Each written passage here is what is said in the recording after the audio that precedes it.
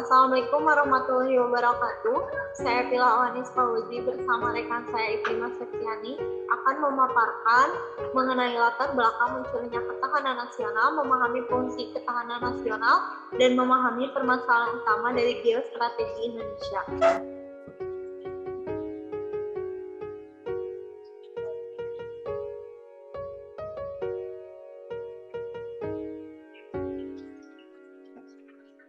Materi pertama, latar belakang munculnya ketahanan nasional. Sejak kemerdekaan Indonesia pada Proklamasi 17 Agustus 1945, kehidupan bangsa Indonesia tidak luput dari gejolak dan ancaman yang membahayakan kelangsungan hidup bangsa, sehingga menimbulkan dampak negatif yang dapat membahayakan kelangsungan dan eksistensi negara Indonesia. Tetapi bangsa Indonesia mampu mempertahankan kemerdekaan dan kedaulatannya dari agresi Belanda dan mampu menegakkan wibawa pemerintahan Republik Indonesia. Hal itu menunjukkan bangsa Indonesia mempunyai keuletan dan kemampuan yang mengembangkan kekuatan nasional sehingga dapat menghadapi ancaman, gangguan, hambatan, dan tantangan.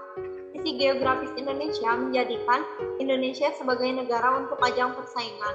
Hal ini secara langsung maupun tidak langsung memberikan dampak negatif bagi segala aspek kehidupan dan membahayakan eksistensi Negara Kesatuan Republik Indonesia.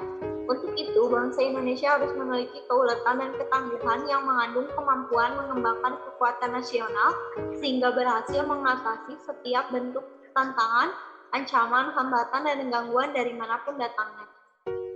Negara Indonesia adalah negara yang mempunyai Undang-Undang Dasar 1945 sebagai konstitusinya, di mana sistem pemerintahan negara tertuang di dalamnya. Sehingga kondisi kehidupan nasional merupakan pencerminan ketahanan nasional yang didasari oleh yang pertama Pancasila sebagai landasan ideal, yang kedua Undang-Undang Dasar 1945 sebagai landasan konstitusional, yang ketiga wawasan Nusantara sebagai landasan visional. Selanjutnya ada materi kedua yang akan dipaparkan oleh rekan saya Ibrima. Pengertian ketahanan nasional. Ketahanan nasional merupakan kondisi dinamis bangsa yang berisi ketangguhan serta keuletan dan kemampuan bangsa untuk mengembangkan kekuatan nasional dalam menghadapi segala macam dan bentuk ancaman, tantangan, hambatan, dan gangguan, baik yang datang dari dalam maupun luar, yang mengancam dan membahayakan integritas, identitas, serta kelangsungan hidup bangsa dan negara. Ketahanan nasional dapat terbentuk jika seluruh elemen rakyat Indonesia ikut menjaga ketahanan dalam aspek ekonomi, sosial, budaya, hukum, pertahanan, dan keamanan politik, serta ideologi. Ketahanan nasional diperlukan dalam rangka menjamin eksistensi bangsa dan negara dari segala gangguan, baik yang datangnya dari luar maupun dari dalam negeri. Untuk itu, bangsa Indonesia harus tetap memiliki keuletan dan ketangguhan yang perlu dibina secara konsisten dan berkelanjutan. Untuk materi ketiga akan dipaparkan oleh rekan saya, yaitu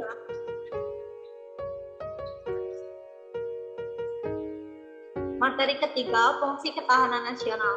Yang pertama, daya tangkal. Dalam kedudukannya sebagai konsepsi penangkalan ketahanan nasional Indonesia ditujukan untuk menangkal segala bentuk ancaman, gangguan, hambatan, dan tantangan terhadap identitas, integritas, eksistensi bangsa dan negara Indonesia dalam aspek ideologi, politik, ekonomi, sosial budaya, dan pertahanan keamanan.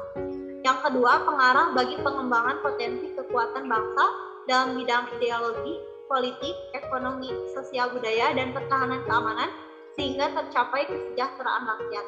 Yang ketiga, pengarah dalam menyatukan pola pikir, pola tindak, dan cara kerja yang dibuat pemerintah yang memuat kebijakan dan strategi pembangunan dalam setiap sektor untuk mencapai tujuan nasional mewujudkan masyarakat yang adil dan makmur.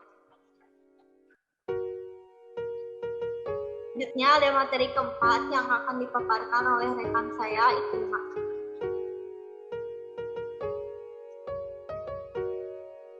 Materi keempat ada pengertian geostrategi. Geostrategi merupakan strategi dalam memanfaatkan keadaan atau konstelasi geografi negara Indonesia untuk menentukan kebijakan tujuan dan sarana-sarana guna mewujudkan cita-cita bangsa Indonesia. Manfaat geostrategi bagi letak geografi di Indonesia. Yang pertama, sebagai jalur lalu lintas perdagangan sehingga mempermudah proses ekspor dan impor. Yang kedua, daerah yang sangat strategis untuk perdagangan internasional karena terletak di antara negara berkembang sehingga mudah untuk memasarkan hasil produksi. Yang ketiga, berkembangnya sistem transportasi Indonesia karena mendapat pengaruh transportasi modern dari negara maju. Yang keempat, Indonesia terletak pada jalur perdagangan internasional, maka bahasa Indonesia diperkaya oleh berbagai bahasa asing dari pedagang. Yang kelima, Indonesia mudah berkomunikasi dan menjalin relasi dengan negara lain. Materi kelima akan dipaparkan oleh Gilang. Materi kelima, permasalahan utama dari geostrategi Indonesia. Geostrategi pada masalah perbatasan. Contoh yang pertama yaitu masalah perbatasan Timur-Timur Indonesia. Sengketa di mana semenjak lepas dari Negara Kesatuan Republik Indonesia pada tahun 1999. Timor Leste, sebuah kasus geostrategi di mana masyarakat Timor Leste mengklaim wilayah Indonesia, yang tepatnya di Kabupaten Timur Tengah Utara. Yang kedua, sengketa Pulau Miangas Indonesia Filipina. Sengketa perebutan pulau ini terjadi pada tahun 1979, di mana adanya perebutan antara pantai Mindanao yang merupakan wilayah Filipina dan Pulau Miangas di Indonesia. Pulau Miangas sendiri telah diputuskan menjadi bagian wilayah Hindia Belanda pada tahun 1928. Namun letak dari pulau ini yang berada di sebelah perairan Filipina menyebabkan adanya sengketa tersebut. Yang ketiga, batasan daratan Indonesia dengan Malaysia mengenai perebutan Pulau Ambalat yang kaya akan kekayaan bawah laut dan bahkan untuk sektor pertambangan minyak. Sengketa ini berdasar pada sebuah peta baru yang dibuat Malaysia dengan cara mengejutkan pemasukan Pulau Ligitan dan Sipacian kepada peta mereka tahun 1969.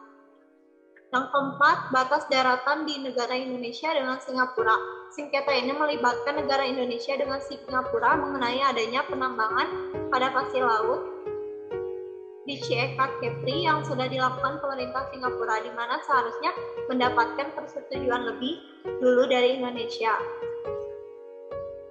Dikarenakan hal ini pada nantinya dapat menyebabkan adanya pergeseran serta perubahan di antara batasan laut Indonesia, wilayah Singapura, maka Kementerian Pertahanan Negara Indonesia melakukan reklamasi Pulau Nipa dan menjual pasir pantai yang ada di pulau itu ke Singapura.